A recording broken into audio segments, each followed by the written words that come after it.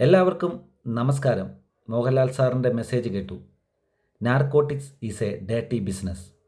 20-ാം നൂറ്റാണ്ട് എന്ന സിനിമയിലും അതുപോലെ ലൂസിഫർ എന്ന സിനിമയിലും മോഹൻലാൽ ഈ ഡയലോഗ് പറയുന്നുണ്ട്, narcotics is A dirty business. ഇപ്പോൾ അദ്ദേഹം നേരിട്ട് വന്ന് നമ്മളോട് പറയുകയാണ്, narcotics is A dirty business. ഇന്ന് ലോകത്ത് പല ഭാഗത്തും ലഹരിയുടെ അമിതമായ ഉപയോഗം മൂലം കുടുംബങ്ങൾ നശിക്കുകയാണ്. മാതാപിതാക്കൾ കണ്ണീരിലാണ്. കാരണം വലിയ പ്രതീക്ഷയോടുകൂടി വളരെ കഷ്ടപ്പെട്ട് പഠിപ്പിച്ച് വലുതാക്കിയ മക്കൾ ഇന്ന് ലഹരിക്ക് അടിമപ്പെട്ട് കഴിയുകയാണ്. കാരണം തൽക്കാലത്തേക്ക് കിട്ടുന്ന ആ ഡോപ്പമിൻ്റെ ആ സുഖം, അന്നേരം കിട്ടുന്ന ആ ഉപയോഗിക്കുമ്പോൾ കിട്ടുന്ന ആ സുഖത്തിന് വേണ്ടി അവർ ഓടുകയാണ്. ഈ ലഹരിക്ക് വേണ്ടി ഓടുകയാണ്. സിന്തറ്റിക് ഡ്രഗ്സിന് അടിമപ്പെട്ടവർക്ക് തിരിച്ച് ഒരിക്കലും ജീവിതത്തിലേക്ക് മടങ്ങി വരാനായിട്ട് സാധിക്കില്ല. കാരണം അവരുടെ എല്ലാ അവയവങ്ങളും മാനസികവും ശാരീരികമായി തകർന്ന് തരിപ്പണമായി പോകും. കുടുംബം ഉറപ്പായിട്ടും തകർന്നു പോകും. ഇന്ന് നമ്മൾ വളരെ ശ്രദ്ധിക്കേണ്ട ഏറ്റവും വലിയ കാര്യം എന്താണെന്ന് വെച്ച് കഴിഞ്ഞാൽ, മെഡിസിന് പഠിക്കുന്നവർ പോലും ഇത്തരം ഡ്രഗ്സിന് അടിമപ്പെട്ടതായിട്ടാണ് കാണുന്നത്. കാരണം വിദ്യാഭ്യാസം ഉണ്ടായിട്ടും ഇത്തരം കാര്യങ്ങൾ തെറ്റാണെന്നറിഞ്ഞിട്ടും ഇത് ഉപയോഗിക്കുകയും വിൽക്കുകയും ചെയ്യുകയാണ്. അതുകൊണ്ടാണ് സർക്കാർ ഇത്തരം കാര്യങ്ങളിൽ വളരെ ജാഗ്രതയോടുകൂടി പ്രവർത്തിക്കുന്നത്. അതുപോലെ തന്നെ നമ്മൾ ശ്രദ്ധിക്കേണ്ട ഒരു കാര്യം, ഈ സിനിമയിലും അതുപോലെ തന്നെ നമ്മുടെ പൊളിറ്റിക്സിലും പ്രവർത്തിക്കുന്നവർ ഇത്തരം ലഹരി ഉപയോഗിക്കുന്നുണ്ടെങ്കിൽ അത് നിർത്തി മാതൃകയായി മാറണം. കാരണം വളരെ പ്രശസ്തരായ ആളുകളെ ഫോളോ ചെയ്യുന്ന ഒരുപാട് പേരുണ്ട്. അവർ മാതൃകയായി മാറുമ്പോൾ, കാരണം ഇത് കാണുന്ന അടുത്ത തലമുറയ്ക്കും അത്തരം ഒരു മാതൃക പിന്തുടരാനായിട്ട് സാധിക്കും.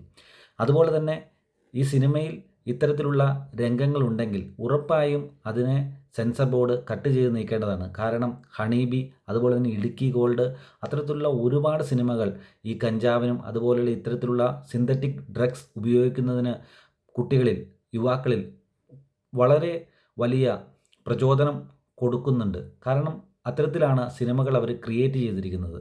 കാരണം വില്ലനും ഇത് ഉപയോഗിക്കുന്നവർക്കും വളരെ വലിയ ഒരു അംഗീകാരം കൊടുക്കുന്ന രീതിയിൽ സിനിമകൾ ചിത്രീകരിക്കുമ്പോൾ ഇത് കാണുന്നവർക്ക് സ്വാഭാവികമായിട്ടും ഇത് അനുകരിക്കുന്നതിനുള്ള താല്പര്യം വരും.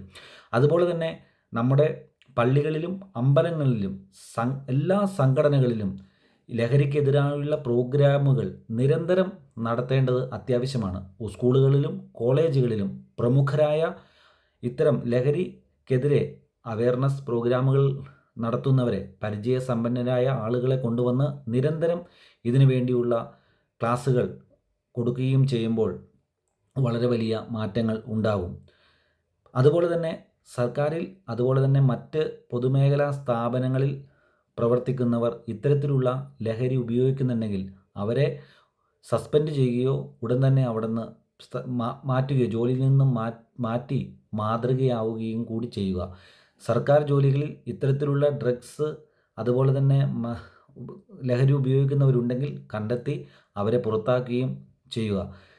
രാഷ്ട്രീയത്തിലുള്ളവരും സമൂഹത്തിന് മാതൃകയായി മാറണം. ഇത്തരത്തിലുള്ള ലഹരി ഉപയോഗിക്കുന്നവരെ ഇത്തരത്തിലുള്ള പാർട്ടി പരിപാടികളിൽ പങ്കെടുപ്പിക്കുകയോ യാതൊരു രീതിയിലുള്ള കാര്യങ്ങളിൽ പങ്കെടുപ്പിക്കുകയോ ചെയ്യരുത്.